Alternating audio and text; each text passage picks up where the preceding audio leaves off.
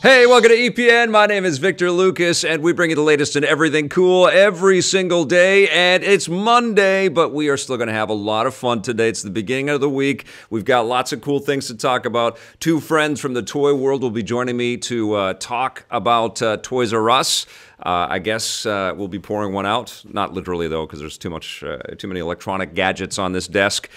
This rundown is going out to our buddy Thomas Huang 2. Good to see EPN in 4K now. Yes, we shot Burnout Paradise in 4K, and that review is in 4K with almost 4K-ish visuals of the game as well, which is pretty rad. But let's get started with our rundown.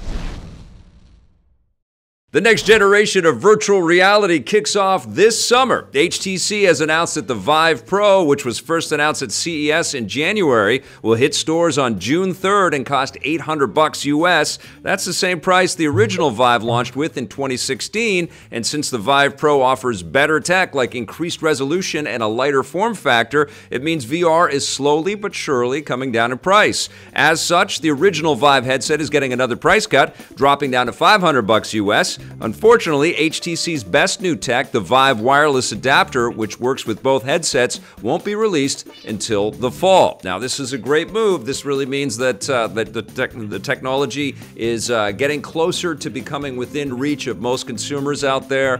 The Vive, I think, technically probably has the most going for it. I'm very excited to get my hands on a Vive Pro and see how it stacks up to the competition. I want to see that increased resolution with my own peepers. And I've been really jonesing to jump back in and playing more VR. Moss got me excited about it. I have been dabbling here and there, but there's still so much, flat screen content headed our way that it's you kind of have to pick your battles and choose when you're going to give up that time to play some VR stuff. But things like this, announcements like this, coupled with big, huge game announcements, that's what makes you excited about the new technology. So good luck to HTC, and I can't wait to see what the Vive Pro is all about. Talking about games on a traditional flat screen that I am very excited about. Sonic the Hedgehog is jumping back into the driver's seat with a new racing game. Sega, it's always been weird that Sonic has a car and he jumps in and he's driving a vehicle because he's so fast. But it's fun. Sega has released a short teaser video for an all-new Sonic racing game, apparently titled Sonic Racers. They haven't released any other details, but we do know that this will be the first Sonic racing game since Sonic and All-Stars Racing Transformed was released back in 2012. That game was fantastic. Expect more details to come racing in soon. Yeah, I actually love that Racing Transformed game. It kind of echoed and mirrored a lot of the same vibes and feelings that I had with Diddy Kong Racing. Ridiculously enjoyable. Oh, we've got Power Stone right there. That's Blake's hand. There it is, a little cameo.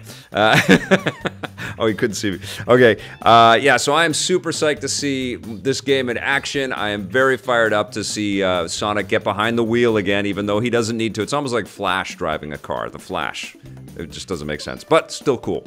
Very fun. Black Panther, in case you haven't heard, is wiping the floor with all the other Marvel superheroes. The new superhero adventure continues to dominate at the box office, coming in at #1 for the 5th week in a row, which is enormous. This makes it the first time since Avatar came out in 2009 to stay at #1 for 5 straight weeks. It's now earned more than $600 million domestically and almost $1.2 billion globally, and it's just shy of beating Marvel's most successful film, 2012's The Avengers. This means the Black Panther will soon eclipse the combined strength of all those heroes in The Avengers, although it might be beaten by the next big film in the Marvel Cinematic Universe franchise, Infinity War, which comes out next month.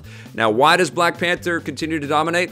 It's because it's representation, man. People want to see people that look like them on the big screen, and that's just a clear, signal to Hollywood and filmmakers and studios all over the world that we need some different characters and different stories and more interesting tales told from different perspectives. And Black Panther is also an awesome character, and it had an incredible introduction in Civil War, the character, and so people were excited. It also looks amazing, and it's a satisfying superhero adventure with a great cast. Everybody fired on all cylinders with that thing. It deserves every penny that it's earning, and it deserves to be this huge, and it deserves to be a statement. And along with Wonder Woman, it's like, change it up, man. Like, we need some more. I hate to just throw the word diversity out there because it sort of it just simplifies it all, but we just need more originality. Let's use originality, okay? We need to be sort of challenged with new ideas on a continuous basis. A whole bunch of white dude superhero movies all start to blur and look the same, so it's great that we're getting some different flavors out there, and I am fired up for more Black Panther. I'm also fired up to see the different kinds of risks that are now going to be taken in the superhero genre, and hopefully across all other genres as well.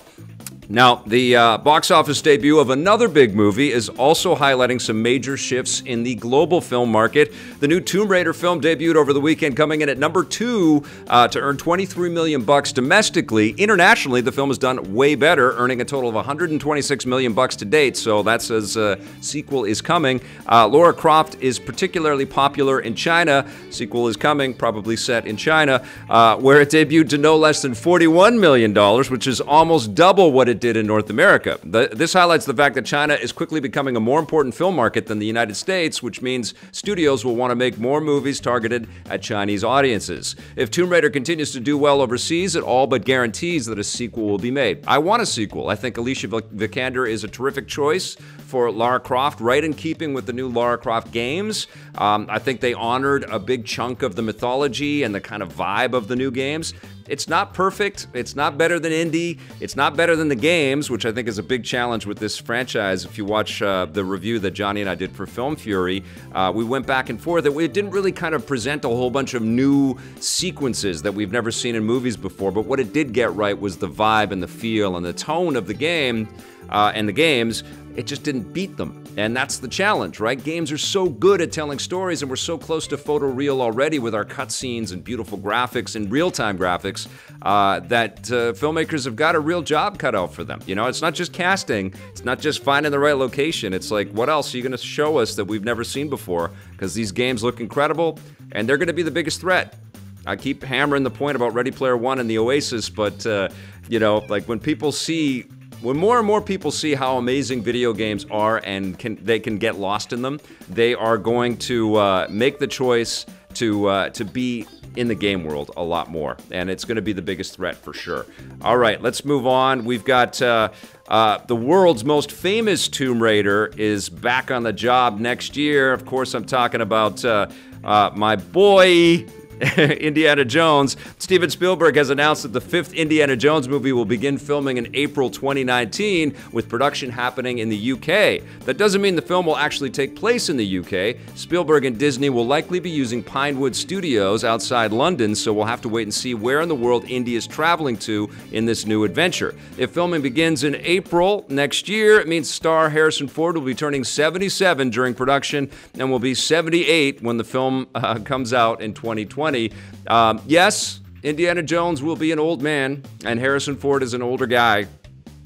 I still want to see it. I still am very, very passionate about this character. I still think Harrison Ford is terrific on film. You know, just you have to watch Blade Runner 2049, and enough of the people out there didn't. I presume everybody that's watching this, though, saw Blade Runner 2049 and was impressed by Harrison Ford in that. He can physically do the job. It's not, you know, very realistic that a 77-year-old man is out there swinging on whips and stuff like that. But maybe they're gonna take this from a different slant. It's too bad that Shia LaBeouf kind of threw a grenade on his career and basically pissed off everybody involved with the Indiana Jones franchise, because he's actually a competent actor, and I think it would have been fun to see that character get better. But you know, I'm very curious to see, man. I still believe in Steven Spielberg. I love Harrison Ford and will forever. And Indiana Jones is my favorite character. It's always between Indy and Batman for me. So yeah, I am psyched. And you know, we'll get the set shots and some early trailers and teasers and stuff probably very soon. I guess at Comic-Con next year, which is crazy. It is nuts, but I'm really glad. And maybe this will be the first step towards a, you know, they get the likeness of Harrison Ford and they do the CG actor thing. I mean, maybe they're going to do that, which would be strange, but maybe they're, I don't know. Some movie is going to pull that off, and maybe it's going to be an Indiana Jones movie. We will see. I will still be there as early as I can see it, and I can't wait. So Disney, make this movie. I can't wait to see it. You have one ticket for sure.